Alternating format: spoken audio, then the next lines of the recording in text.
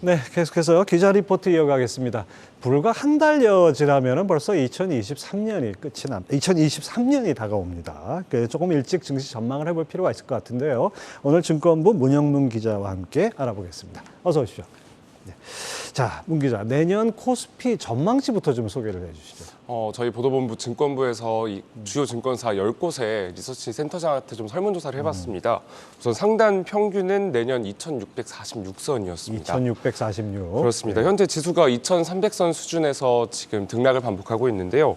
이를 좀 감안했을 때 10%의 추가 상승 여력이 있다고 본 거고요. 반면 이 하단 평균은 2,048선까지 열어뒀습니다. 15%가량 더 추가 하락할 수 있다, 이렇게 본 거고요. 증시 흐름에 대해서는 모든 증권사가 상저하고를 예상했습니다. 네, 상반기에는 좀 약세, 하반기에는 올라간다, 뭐 이런 얘기인데요. 자, 근데 지금 뭐 상단 올라가는 비율보다 하단 내려가는 비율이 더 높습니다. 그런 거 보면은 내년 증시도 마냥 웃을 수만은 없어 보이는데요. 증시의 이제 긍정적인 영향을 미칠 기회 요인이 없다고 보는 겁니까? 당장 좀 긍정적인 요인이라고 하면 아무래도 이 각국의 재정이나 또 경제 정책 현재 좀 많이 긴축을 하고 있는데 이에 대한 완화 기조가 새로운 기회 요인이다, 이렇게 보고 있고요. 특히 뭐 미국이 1분기 안에 긴축을 마무리할 것으로 현재 전망이 되고 있는데 이에 따라서 경기 역시도 저점을 벗어날 것이라고 예측하고 있습니다. 또 중국의 제로 코로나 기조가 뭐 지금 다시 한번 부활을 했지만 내년이 되면 중국도 어쩔 수 없이 이러한 제로 코로나 기조를 풀고 결국에 이 중국 실물 경제가 큰 폭으로 회복할 수 있다, 이렇게 좀 전망을 했고요. 반면에 이 부동산 시장이나 부동산 자금 조달 시장은 내년 상반기에 큰 폭으로 위축될 수 있다, 이런 부정적인 전망을 내놨습니다. 또 미국과 중국의 갈등, 그리고 중국과 대만의 지정학적 리스크 등이 이 증시를 위협할 위험 요인이라고 지적했습니다. 네, 뭐 러시아 우크라이나 전쟁은 뭐 위험 요인에서 어느 정도 수준일까요? 내년 3월까지 우선 좀 안 좋게 보고 있고요. 하지만 내년 6월쯤이 되면 서서히 풀릴 수 있을 것이다, 좀 이렇게 보고 있습니다. 예, 여러 가지 뭐 위험 요인들이 있는데 사실 가장 큰 위험 요인은 미국의 기준금리가 얼마까지 가느냐 아닐까 싶은데요. 각 증권사 센터장들은 어떻게 예상하고 있습니까? 증권사별로 조금씩 엇갈렸는데요. 우선 뭐 대신증권이나 삼성, 그리고 교보, SK증권은 연말 5%를 제시했습니다. 신한투자증권의 경우 상반기에는 5%를 기록하겠지만 연말에는 4%로 내려올 것이라고 전망했고요. 이 증권사 리서치 센터장들이 이 제시한 평균치는 4.75% 수준이었습니다. 앞서 설명한 대로 이 상반기에는 금리가 5%라는 고점을 기록하겠지만 하반기에 들어서 조금 완화되는 모습을 보여줄 것이다, 이런 의견에 입을 모았고요. 또 이러한 배경에서 상반기에는 미국 증시, 하반기에는 한국 증시가 상대적으로 유리할 것이다, 이런 평가까지 내놨습니다. 또 제가 다른 질문을 좀 드렸는데요.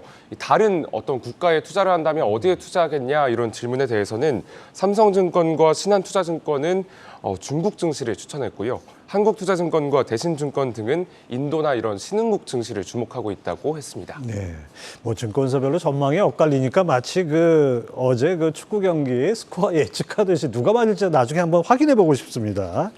자, 이제 좀 섹터 얘기로 들어가 보죠. 올해는 이른바 태조 이방원, 또 태양광, 조선, 2차 전지, 방산, 원자력, 이것이 상당히 아주 약세장에서 상당히 좀 주목을 받았는데 내년의 주도 업종은 어디로 보십니까? 내년에 센터장들이 우선 입을 모아서 공통적으로 언급한 섹터는 반도체와 2차 전지였습니다. 앞서 연구원께서 이제 출연을 해서 2차 전지 전망에 대해 좀 말해주셨는데 이 전망을 말하기 전에 우선 반도체 업종 하반기부터 본격적으로 업황이 개선이 될 것이다, 이런 전망을 내놨고요.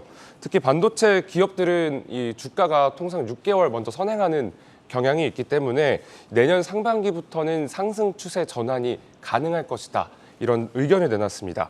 앞서 설명한 이 연구원이 설명한 LG에너지솔루션이나 삼성 SDI 등 2차 전지 기업의 주가 상승 랠리 역시 내년에도 꾸준히 이어질 것으로 내다봤습니다. 아무래도 미국의 인플레이션 감축법 때문인데요. 국내 대형 배터리 기업들은 미국 현지에 법인을 설립하거나 이 합작 공장 형태로 현재 생산 준비를 마친 상황입니다. 이 미국에 있는 수요를 모두 흡수한다면 이 생산에 따른 실적 향상 역시 기대가 되는 부분이고요. 또 이러한 IRA의 수혜를 받는 신재생에너지 섹터 역시도 증권사 센터장들의 최선호 섹터로 꼽혔고요. 최근 1년간 좀 주가 하락폭이 과도했던 이 바이오 업종이 내년에 앞서 말한 반도체, 2차 전지 그리고 신재생 에너지와 함께 이 주목받을 수 있는 선호 섹터라고 말했습니다. 아, 바이오도 들어가 있습니까? 그렇습니다. 이게 많이 주가가 조정을 받았기 때문이라고 봐야 되나요? 아무래도 다른 요인보다는 주가 하락폭이 조금 과도했다. 그렇기 때문에 저점 매수 시점에서 좀 추천한다 이런 의견이 많았습니다. 반도체와 2차 전지 그리고 신재생 에너지와 바이오 이렇게 증권사들이 토픽으로 꼽았군요. 자, 근데 많은 투자자들이 워낙 많은 분들이 이제 이 투자를 하시다 보니까 삼성전자 주가가 어디까지 갈까 이것도 궁금합니다. 지금 6만 원 초반선에서 현재 거래가 되고 있는데요.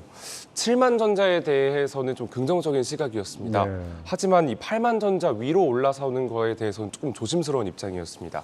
이 설문조사에 응답한 센터장들의 내년 삼성전자 평균 주가 전망치는 7만 9,600원이었습니다. 물론 삼성증권, 대신증권은 8만 원 이상의 이 목표가를 제시하긴 했지만 이 평균가는 7만 9,600원이었습니다. 상반기에 주가 상승 랠리 경향을 좀 보이겠지만 내년 상반기부터 상승 랠리를 시작해서 이 하반기 반도체 업황이 회복이 되고 실적 역시 가시화되는 시점에서 또 한 번의 큰 폭의 상승이 나올 수 있다라는 이런 전망을 내놨고요. 이 정현우 대신증권 리서치 센터장은 삼성전자의 경우 경기 침체가 심화되더라도 이 추가적인 공급 조절 카드가 남아 있다는 점에서 하반 경직성이 존재한다 이렇게 설명을 했습니다. 하지만 D램 가격이 하락하는 이 폭이 줄어들지 않고 또 내년에도 영업이익 상승률이 지금과 같은 좋은 상황을 보여주지 않는다면 8만 전자 위로 올라서는 것은 조금 무리 이런 설명을 내놨습니다. 내년 삼성전자 주가 전망도 7만 원에서부터 9만 원까지 이렇게 벌어져 있으니까 이것도 나중에 꼭 확인을 해봐야 되겠습니다. 자, 그다음에 또 다른 국민주라고 할 수 있는 이 카카오 그룹 쪽에 대한 관심도 큰데요. 빈살만 사우디 왕세자가 카카오 엔터테인먼트에 투자한다는 얘기가 나오면서 어제부터 지금까지 카카오그룹주 상당히 흐름이 좋습니다. 내년에도 이런 상승 흐름 이어갈 수 있을까요? 말씀하신 대로 어제랑 오늘 굉장한 주가 상승률을 보여주고 있는데요. 아쉽지만 아직은 시기상조 이런 의견이 굉장히 많았습니다. 이전에 고점을 회복할 수 있냐라는 이런 질문을 제가 했는데요. 센터장들 대부분은 좀 어렵다 이런 의견을 내놨고요. 또 유종우 한국투자증권 센터장은 이 단기 반등 이상의 관심을 둘 필요는 없다 이런 의견까지 내놨습니다. 삼성증권 역시도 비슷한 의견을 내놨습니다. 내년 역시 고금리 기조가 유지될 것으로 보이면서 이러한 측면에서 성장주의 위축은 불가피하다라는 설명인데요. 또 카카오의 경우 카카오 모빌리티나 라이온하트, 또 카카오 엔터테인먼트 등 자회사 IPO 이슈가 아직 남아있기 때문에 내년에 이러한 문제들이 해결되지 않고 또 고금리 기조도 유지가 된다면 좀 장기적인 추세에서 상승 반전은 좀 어렵다 이런 평가를 내놨고요. 만약에 이 광고나 인터넷 플랫폼 시장이 부활한다. 이런 좀 시장의 변화가 나타난다면 일부 이 주가가 회복될 수 있다라는 전망까지 나왔습니다. 네, 하여튼 삼성전자, 카카오 앞으로도 주목해서 봐야 되겠는데 이렇게 썩 그렇게 전망이 좋다고 볼 수는 없겠군요. 예, 잘 들었습니다. 지금까지 증권부 문영근 기자 함께했습니다. 감사합니다.